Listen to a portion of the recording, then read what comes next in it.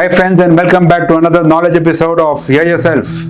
Best of acoustics, mounting methods for acoustical panels, and why such a neglected aspect of architectural acoustics is so important. The acoustical testing of sound absorption panels in a reverb chamber and its NRC report would depend on how the panel has been mounted or installed.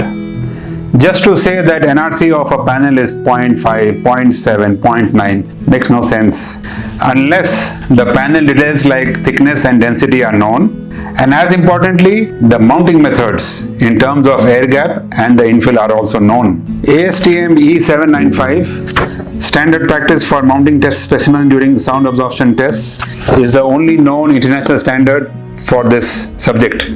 At Enotone, since the 1990s, we have always gone with this standard for all our technical documentation.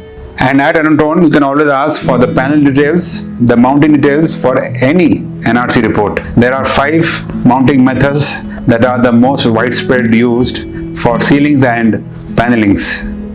First is A-mounting. For A-mounting, you can consider this top block MGO board as the wall and the strand panel as the acoustical sound absorption panel, and it is directly mounted to the wall or to the ceiling. This can be considered as a RCC slab as well, and that is what the A-mounting is all about. Second is C-mounting, and C-mounting means there is air gap and there is an infill where you can see the synth PF. This is the wall, the top block, and the strand is the acoustic panel. The air gap is 10 mm and that's C10.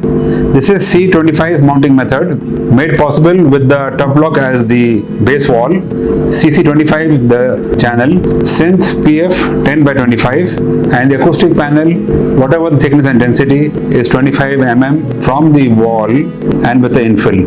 That is C25 mounting. In the same way, this is a C50 mounting where you have 50 mm air gap between the acoustic panel and the wall with the infill of 10 by 50. This is synth PF, and we have CC50 unique to Enotone. Third is demounting, and as you can see here, demounting is nothing but air gap with no infill. So you have the base wall here, which is the top block. You have an air gap of 50 mm here, and the acoustic panel on my right, which is made possible with the CC50.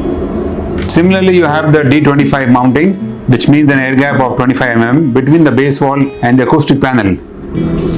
And you can have a D10 mounting as well, unique to Enotone in terms of a CC10 with the base wall, top block, and the strand board as acoustic panel.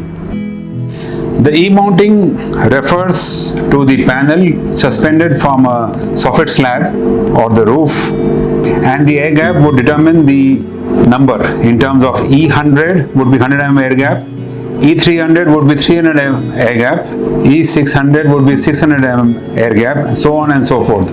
Finally, the fifth would be E star, and E star would mean there is an infill material or an overlay. Here you can see the synth PF 10 by 50, and then again the air gap would depend on how far is the acoustic panel suspended from the soffit slab.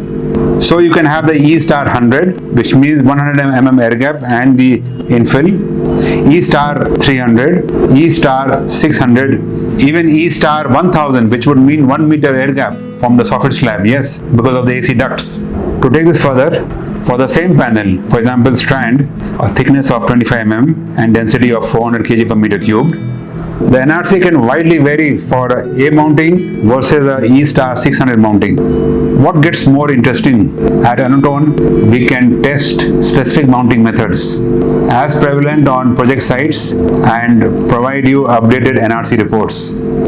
For example, any acoustic panel, like say strand 20 mm, would be tested to standard mounting methods and air gap in the lab.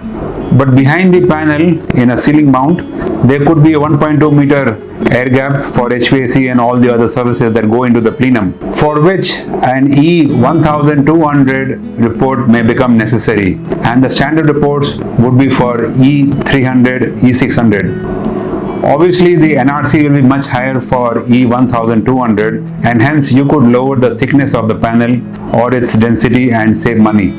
Similarly, for the walls, you may have to leave an air gap of 150 mm at site, for which a D150 report may become necessary. The standard mounting method in the lab would be D25, D50, and so when you have at site D150, obviously you're going to get much higher NRC values. Such custom reports can be provided by Anotone, and these are known as MTC, Manufacturer's Test Certificates.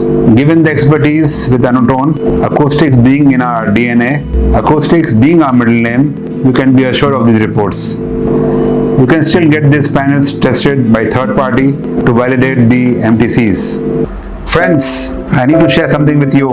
These were the samples, the last samples made by one of our oldest team members, K. Gunshekar, who passed away recently.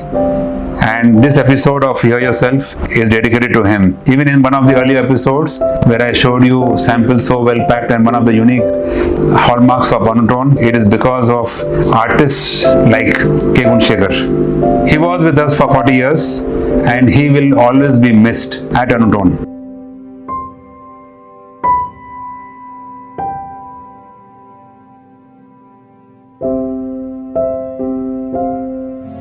If you missed previous episodes of Hear Yourself, the videos are on our website under the media tab. And just to make sure that you don't miss in the future, please do subscribe to our YouTube channel and do not forget to press the bell icon for notifications. So friends, thanks very much for watching this episode of Hear Yourself and look forward to seeing you again next week. Bye bye.